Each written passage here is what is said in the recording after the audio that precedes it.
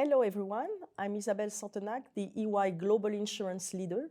I'm very happy today for this podcast to be joined by Martina Neary, our new UK Insurance Leader. So Martina, welcome and congratulations for your new role. Oh, thank you, Isabelle. I'm so honoured to lead insurance in the UK.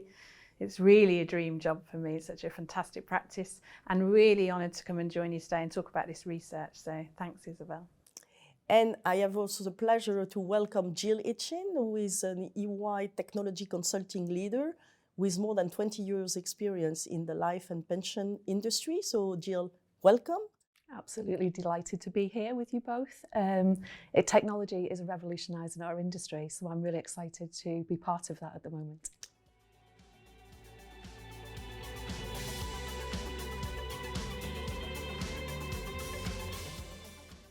So let's start. In the NextWave report, EY highlights the profound change in the life and pension industry. So Martina, what do you think are the impact for the European insurers and more particularly for the UK market? Yeah, well, what we can see is customers really changing their objectives, their desires, their aspirations for financial wellness.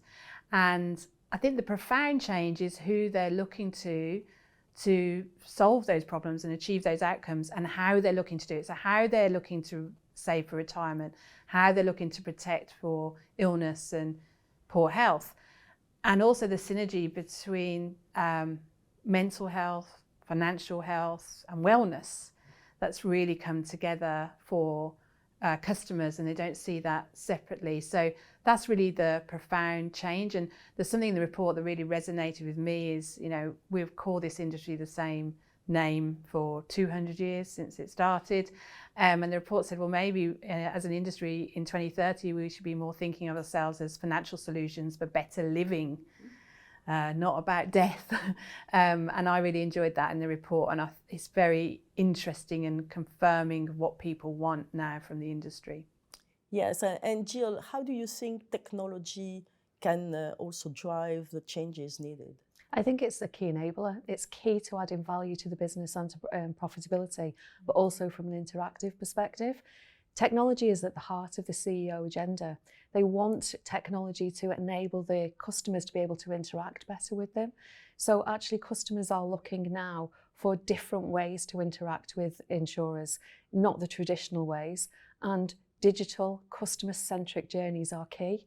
And in theory, that's a lot of jargon, but what that means is actually buying products in an easy way, in an easy journey, being able to invest in those products, and actually being able to claim against those products when the need is there. So actually it's very key to get that more personalised customer journey, utilising the technology to actually get the demand there from the customers. So Martina, considering this rapid evolution, how does the industry respond to that and ensure they stay relevant? And the industry is very busy on this topic. And looking at simplification of products, that's a theme that's growing in resonance for the industry for cost reasons, but also for attraction of customers reasons. But as well as simplification, it's access in the industry, and we have something in the UK called Consumer Duty that's getting to the heart of that also. So how do we reach out as an industry to people with different socio-economic backgrounds? How do we reach out to different shapes and sizes of family units, solo families, people who are divorced, etc., different age groups?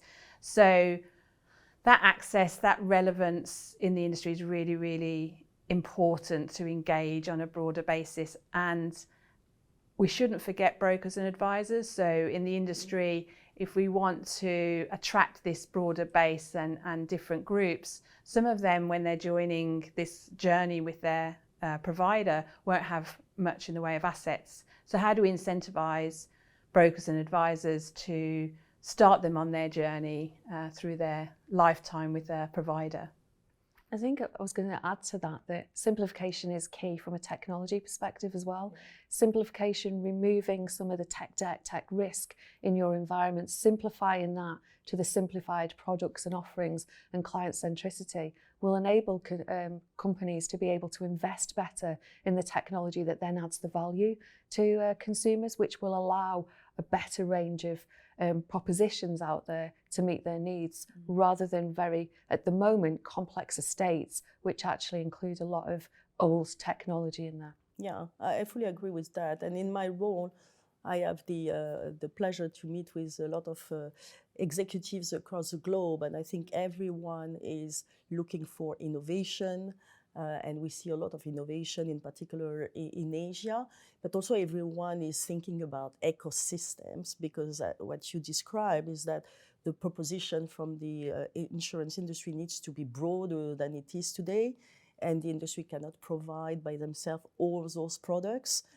We see already some benefits of ecosystem for the group insurance employers benefits markets, and we see that coming also in the rest of the life and pension industry. So I think that's something to watch in the future, but certainly something which is a big trend and that technology will, of course, support.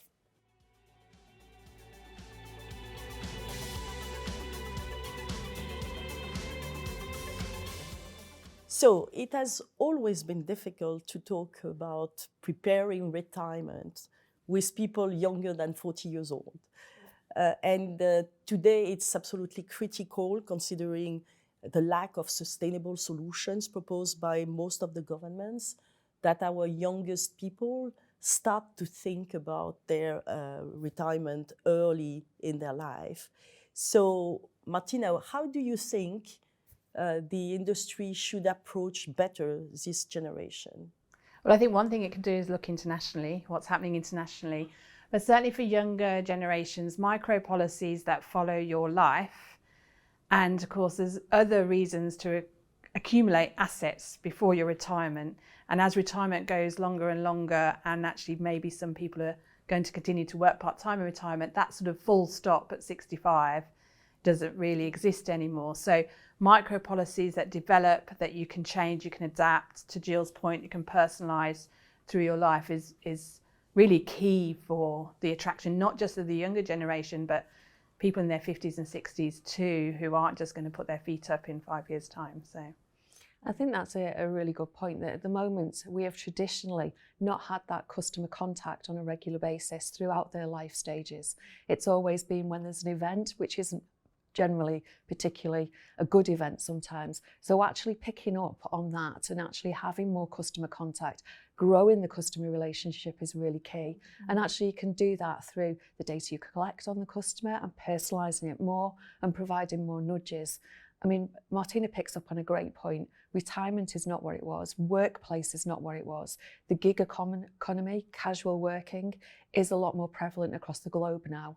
And we are going to have to change our products to actually meet that. As Martina says, retirement is not something that you do. You actually just change the way that you work. You're changing your lifestyle. And we need to reflect that in the propositions that are being offered to people and adapt that. And technology is quite key in that as well, to be able to make it immediate for people, not something that is, you know, I'll talk to you in 20 years' time. What's happening now? What can I help you with now? Is what people need and people want. Yeah, and EY has made a consumer survey in 2021 across several countries in the world. And what was really fascinating is that most of the people said in the survey that they don't really understand the life insurance products, that they need help, whether with their family or with friends. And so it seems to me that one of the critical success factors to attack this generation is to propose simpler product, easy to subscribe, potentially more short term as well, because this generation doesn't like to commit on 20, 25 years. So how do you think the industry communicate and create more value for this population? yeah, well, as Jill said, traditionally the contact came at when your pension was due, you'd lost someone and you're in grief, or your annuity was due. And actually the industry has realised that that's too late. And if we look at the pensions industry, assets leave. Once pension freedoms came in, people could take their money, they did, because there was no loyalty, there was no relationship at that point. The industry's tried to lifestyle that and get in touch a bit earlier. But of course, in their 50s now, I've got friends who've got really young children. I've got other friends who are retiring and buying big houses and climbing Kilimanjaro. So that's not the answer either. So if we come back to your point of ecosystems and the value of the industry, you can work with a group of companies that can provide maybe life coaching, career counselling. It can help mental health awareness or even sports services, physical health services. We've actually seen in the UK a great demand for inheritance, tax planning, and you could go to one place, one provider, your trusted partner, and they can connect you into their partners that can help you with that. That's going to be super compelling. So even for a young person, they're going to understand all of those things are required. And then if you can add that, it's on your mobile and it's 3 clicks away, I mean, job done. Easier said than done, but that's what customers are looking for, and that's the profound change we're talking about in this report. And it's a really interesting proposition because there's a big educational piece there, and actually we're seeing other organisations educate people behaviourally around how they're dealing with things. And life and pensions has been quite slow in that market globally. It's not really kind of gone for that, and what we need to do is see that a consumer is a consumer, not a life and pensions, and that's how they will be educated in some of this more ecosystem that brings all those companies together, that actually is really a one-stop shop for somebody that gets the trust of an individual and they understand the well-being, the kind of lifestyle changes that people want now. I think that's a really important for somebody to be able to then trust and understand the terms that are being used rather than the outdated terms of annuity, retirement. It's more relevant to the younger generations. Fascinating insights. Thank you very much.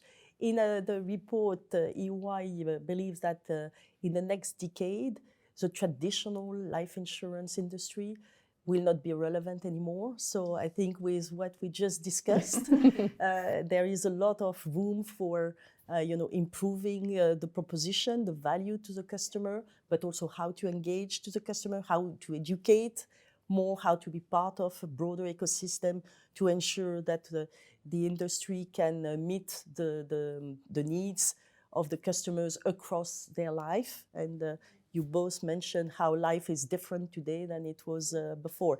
So I think a lot of opportunities for this industry. Thank you very much, Jill and Martina, and thank you all.